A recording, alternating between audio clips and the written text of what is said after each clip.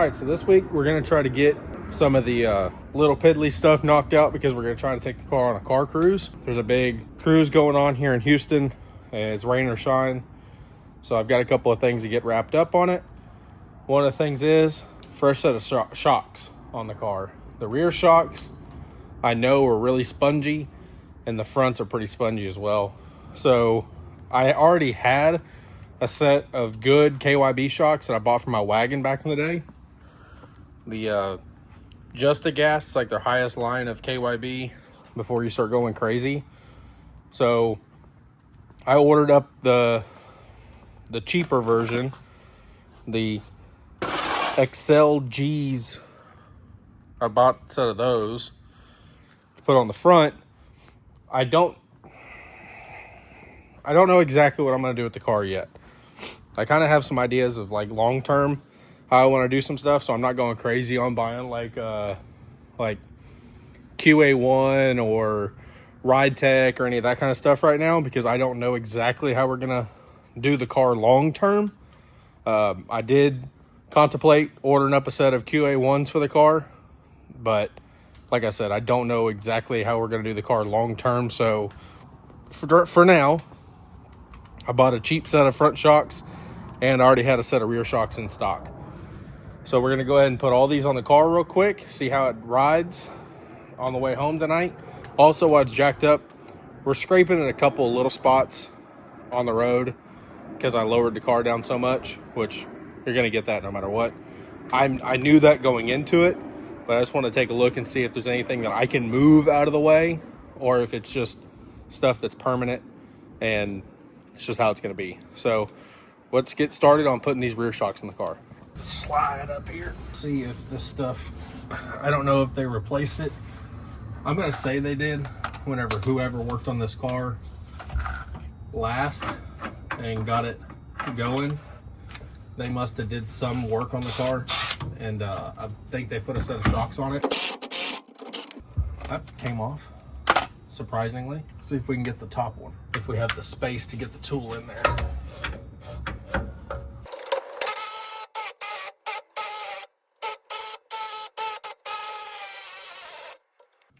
All right, so we had a mixture between a dying battery and crud built up on that bolt. So we got one shock out. That nut is hot. All right, so I'm gonna slide this new shock right up here into place.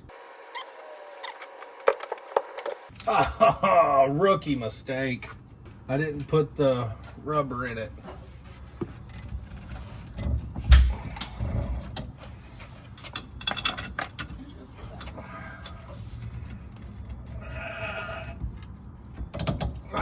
Tell you what, them things are stiff.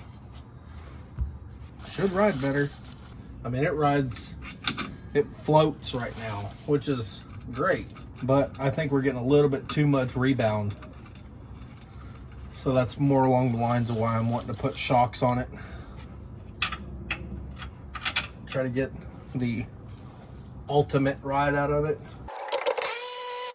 So now I'll speed around the other side and get it put together.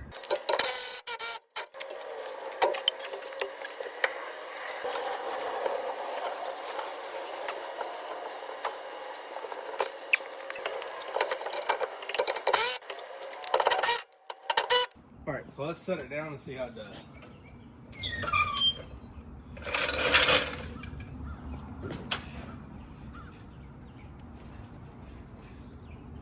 I tell you, that's already a huge improvement over how the back of this car was before. So once we get the front going, should be perfect.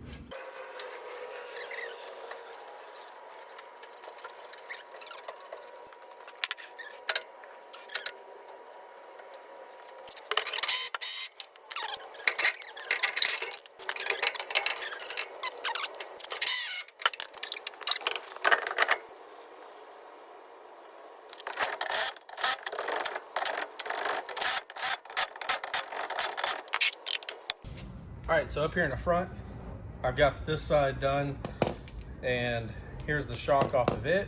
And here's the new one that's going in. We're just a hair shorter, which is good because we lowered the car. And also, this is the KYB, and I have no clue what this one is. I've been trying to look at it and figure it out. But it does say made in the USA. And this one says made in Japan. So we're going JDM on this car apparently. So we're gonna put this on, and then I wanna take a look and see if there's anything underneath that we can work on clearancing underneath the car, so we're not scraping so much. But let's get this shock installed real quick.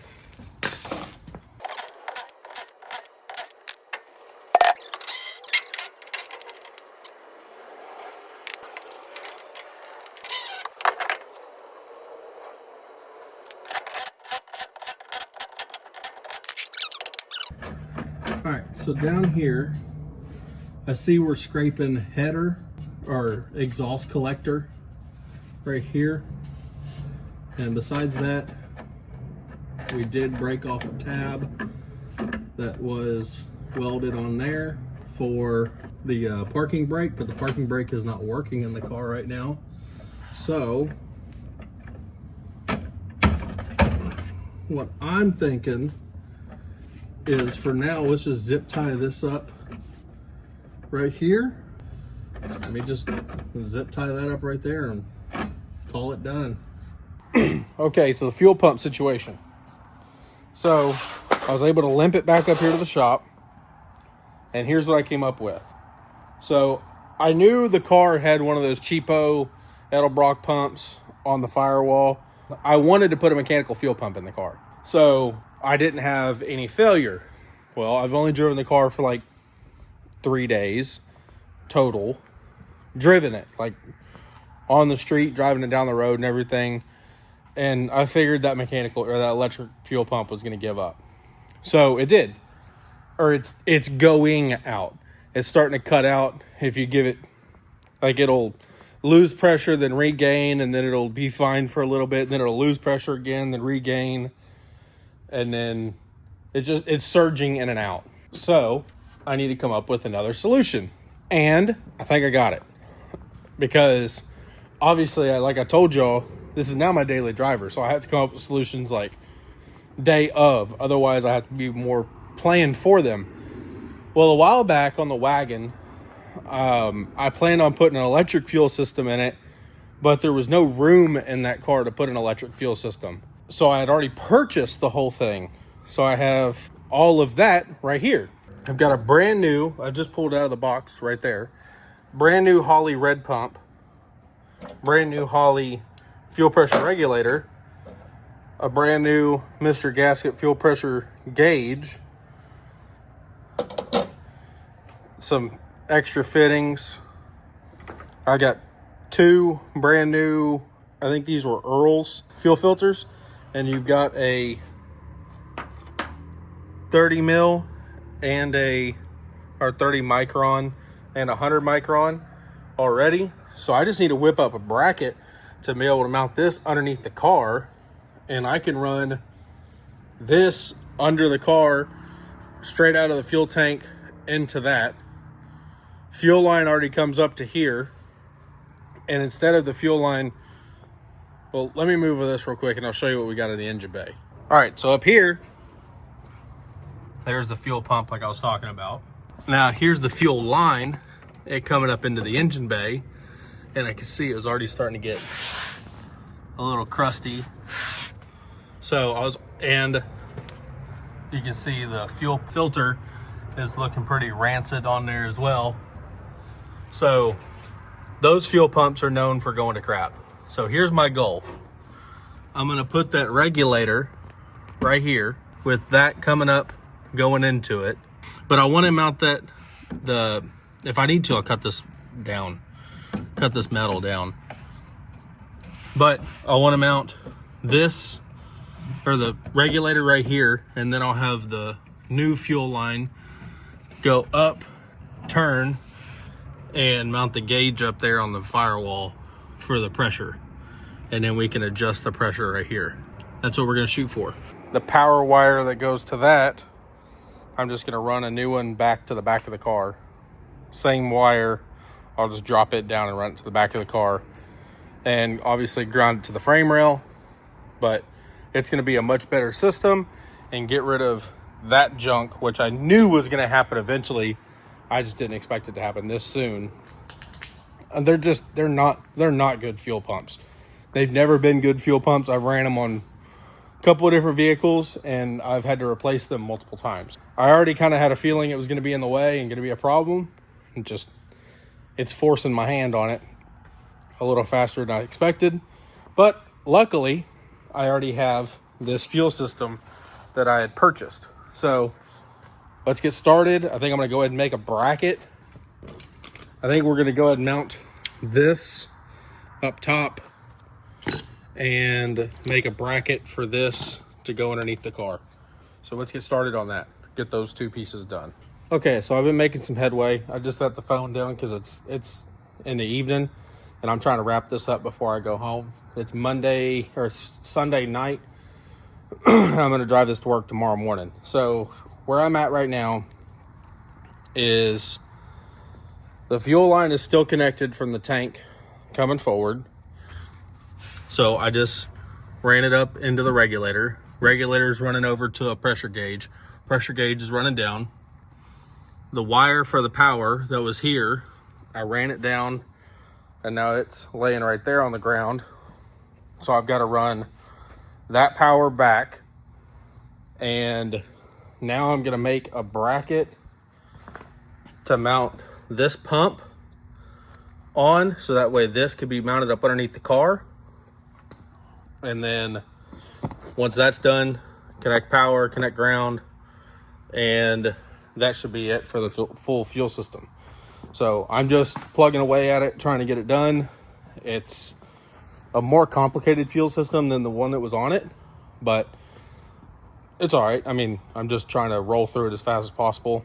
In between the removal of the stuff that was here and getting the new one put in and everything, I'm just trying to get it all put together. So under the hood should be complete.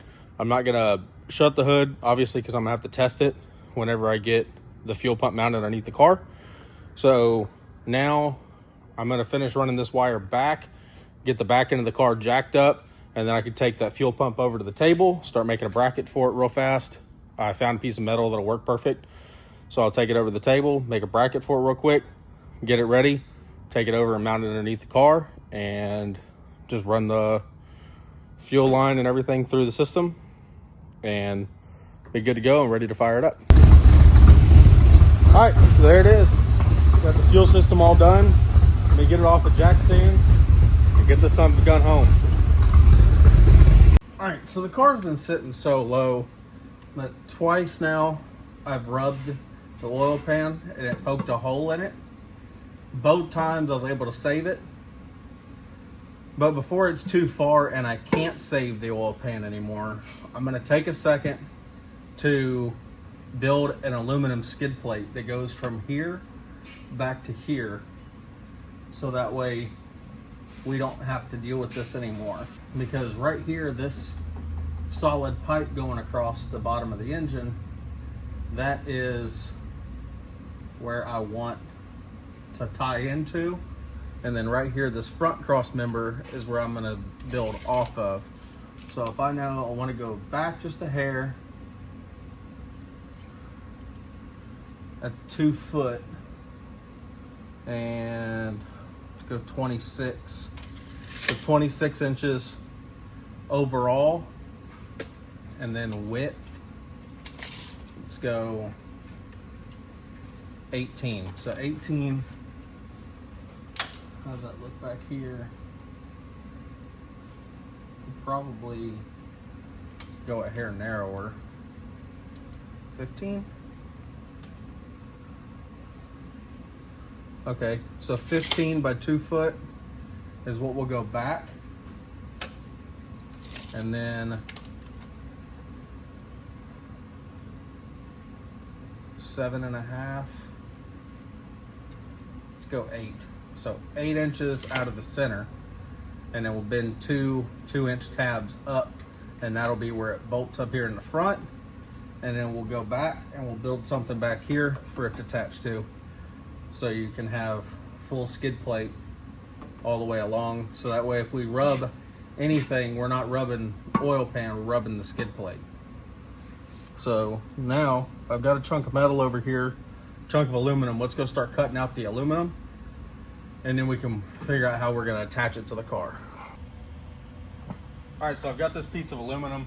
This is diamond plate, but I'm not gonna use the diamond tread side. I'm gonna use the flat side for the side you see underneath the car. But look at that. There's a notch right here. This used to be on a tailgate, and that was like a workbench on a tailgate. So what we're gonna do is 15 inches.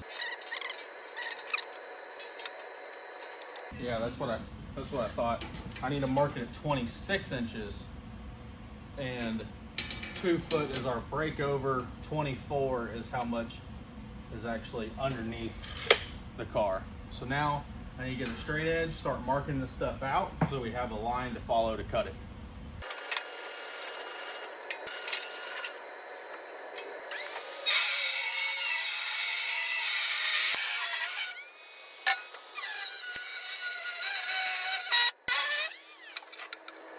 There we go. Now let me get the edges cleaned up before I slice my finger open on this thing.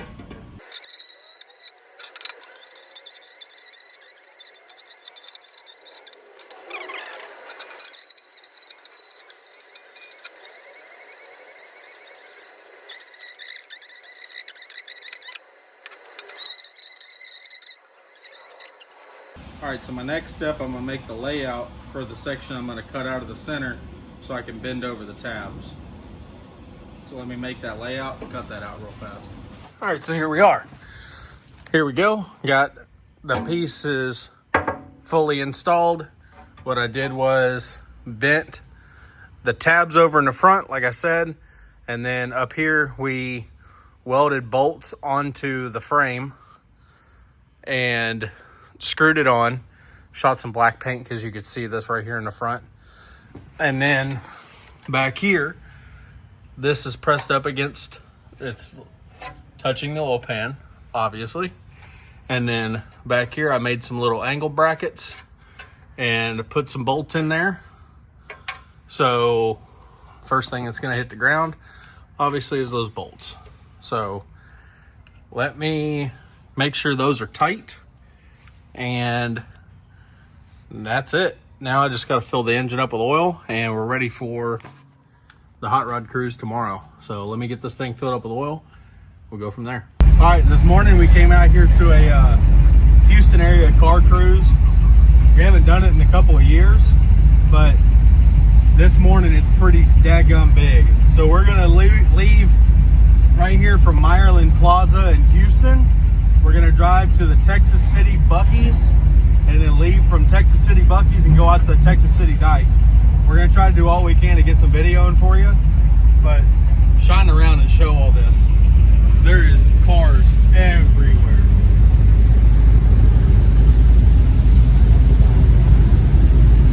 '63 split window. I mean, a little bit of everything out here.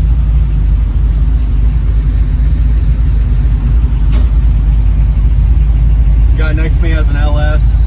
I saw somebody with turboed LS a second ago.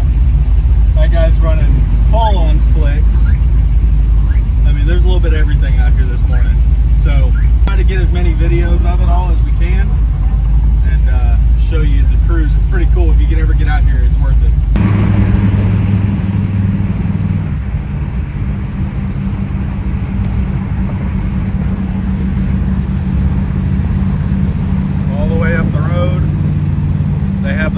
Shut down for us. The only people that should be on here is classic cars right now.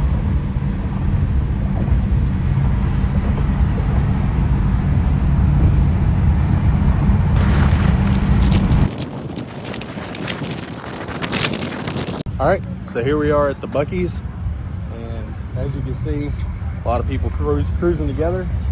So I'll give you a little shot of what we got around here.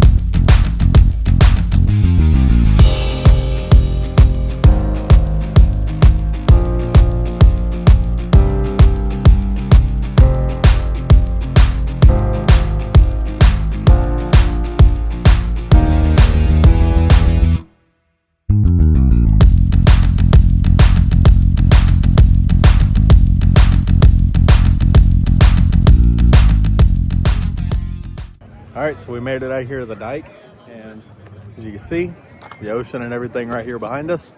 Now, let's go walk around the cars that made it out here and that are still hanging around for a little bit. Let's go walk around and check them out, and then after that, we're gonna hop back in the car and start heading back to the house.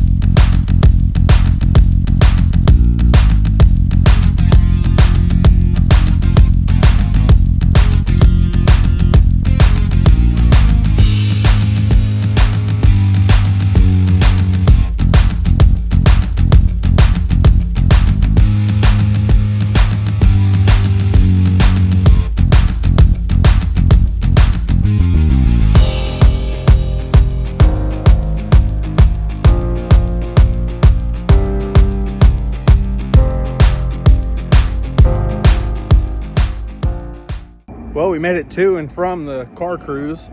I'll tell you what, give me a quick second. Let me see how many miles we put in during this race. So for my calculations, rough estimate, because I don't want to sit here and do the from this location to this location, about 175 miles. Staying in Houston, because Houston's that big. We went from Meyerland Plaza to Buc-ee's in Texas City, and then from Buc-ee's in Texas City out to the Texas City Dike, and then from there we cruised back home through Kemah and came up through Baytown and all that and back up to the house. So the car did great. The only issue I had on the entire thing was we would start to get a little warm. I haven't done anything to the cooling system of this car other than, like, you know, repair the cracks and stuff that were in it. I do know that it probably needs some different kind of fan setup. The way we are right now, we have 2 pushers and they're key on all the time, and a 180 thermostat, and this is a 64 Galaxy radiator. I did some research, figured out that's what we got. So I'm probably gonna see what I can do about maybe putting a mechanical fan on here and ditching these, see how that does, put a shroud on it, see how that does, figure out something else, because I think we're close enough up here that, oh man, I got a little sunburn from today, but I think having a mechanical fan would do a lot better on here, other than having 2 pushers, because right now you just have a very big obstruction in front. Yes, they move a lot of air, but I think we're having more of a obstruction than we are a better airflow. Whenever we sit still for a while, it climbs up to about 200. The longer we sit, it kind of stays around 200. Cruising on the highway and everything, it's like 185 up to 190, and then it'll go back down to about 200, or go up to about 200 max, pulling up to a red light and everything. But then the longer we sit there, it will start to climb. I got it up to around 210 a couple of times. I'm not a huge fan of that. So I know I'm going to eventually need to do something. I know this coming weekend is the Conroe swap meet. So that's why I'm not like, oh man, I need to order something right now. Well, we got the swap meet coming up. It's this weekend. So I'm sure I can find some kind of a mechanical fan or something at the swap meet to give a shot and try out. If I need to, I'll build a shroud. That's not a problem. But the only thing we did have is an actual problem. You know, you're cruising a big block car all the way down the road. You know, like I said, 100 something miles, and the car is getting roughly probably 10 to 12 miles a gallon. And halfway through the first leg of the cruise, all of a sudden my fuel gauge just pegged out and said we're full, over full. It's completely full. Well, that's not good.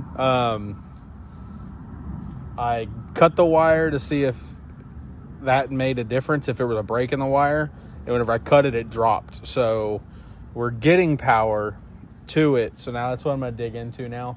I'm going to see what we got on power going to the fuel pump, or not fuel pump, the sending unit, so I can get a good accurate gauge again, because the gauge has been working this whole time. Something happened to it along this cruise to make it not work correctly. So I'm going to dig into that and see what I can get figured out. But besides that, I appreciate y'all watching. See y'all next week.